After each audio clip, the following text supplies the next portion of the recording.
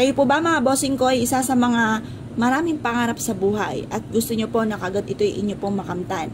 Marami tayong pwedeng gawin bukod sa sipag at tiyaga, pananalig sa mahal na Panginoon. Kaya lang po minsan may mga pagkakataon na ang sipag-sipag naman po natin, lahat na ginawa po natin, parang naisip po ninyo na parang napapagod na kayo, parang hindi sulit yung pagod po ninyo, kaya dyan papasok ang mga pampaswerte.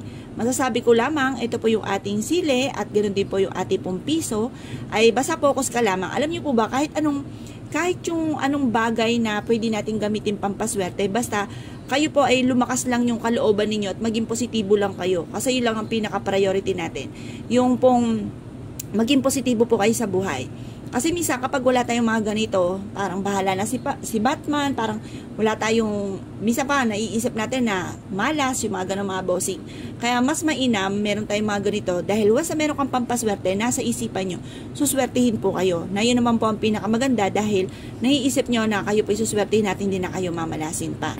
Ngayon pa mga bossing, kung kayo po naniwala at tansyo po itong gawin, ito po yung ating piso. Hugasan nyo po muna ito at ibilad sa sinag ng araw. Huwag nyo po siyang pupunasan, hayaan siyang kusang matuyo. Tapos yung sili natin, kuha po kayo dyan sa may rep po ninyo or kung may tanim kayong sili, kahit green pwede po yan.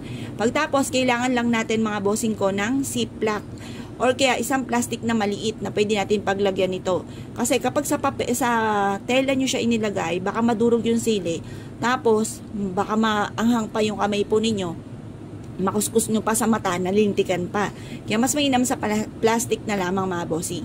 Ngayon pa magwi-wish ka. Or pwede rin naman, hayaan nyo siya ng kaganto mga bossing. Ipatong nyo lang to sa halaman na nasa loob ng inyong tahanan or sa gilid ng inyong tahanan. Itusok nyo yung barya, tapos ipatong nyo lang yung ating sile mga bossing. Ngayon pa mga bossing, harap ka sa may silangan. I-wish nyo po. Sa pamamagitan nito ay magtutuloy-tuloy ang pasok ng swerte at kailanman hindi na ako mamumblema sa pera. Lahat ng mga pangarap ko ay aking makakamtan.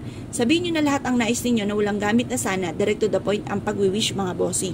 Ngayon pa mga bossing, kung kayo pinaniwala at nais nyo po itong gawin, huwag na po kayo magpatumpik-tumpik pa. Pag nagawa nyo po ito, i-mindset nyo na kayo po yung magiging matagumpay. At pagkatapos po niyan mga bossing ko, sasabayan lalo natin ng sipag at tiyaga, pananalig sa mahal na Panginoon, positive lamang, kasi kung ano po yung nasa isipan natin, makapangyarihan po yan po yung nagaganap.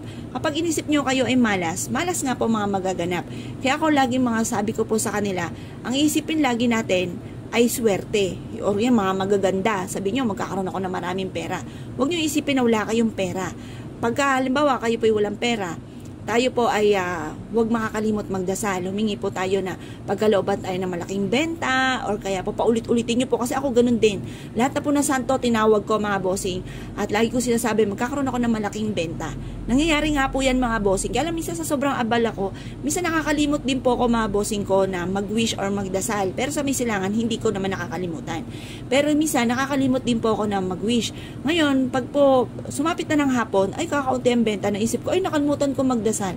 Kaya panalangin ko, ang lagi ko pong po sa inyo, payo, magdadasal po lagi kayo, mag-wish kayo ng mula sa inyo pong puso at magkakatotoo po yan. Tapos, subukan nyo po ng ganito mga pamamaraan at syempre, sipag at tiyaga at lalo tayong kumapit sa mahal na Panginoon, lalo na kung marami kang mga pangarap sa buhay. At ganoon din po mga bossing, kung tiripik ang inyong mga pangarap, dapat tiripik din ang pagkayod. Baka naman po napaka-tiripik ng mga pangarap ninyo na magkaroon ako ng malaking bahay, magkaroon ako ng maraming pera, pero ang pagkayod ninyo ay panakto lamang. Kailangan tiripik din po ang pagkayod natin mga bossing. Talagang pagtsatsagaan po natin yan. Kapag po tiis-tiis lamang, kung halimbawa kayo po ay napapagod na, pwede naman magpahinga pero sandalian lamang. At tiis-tiis lamang po mga bossing para maging matagumpay po tayo sa buhay. Ngayon po mga bossing, kung kayo po naniwala at nais po itong gawin, huwag na po kayo magpatumpik-tumpik pa, subukan nyo po ito, proven po ito na napakaswerte. Good luck po sa inyo po lahat.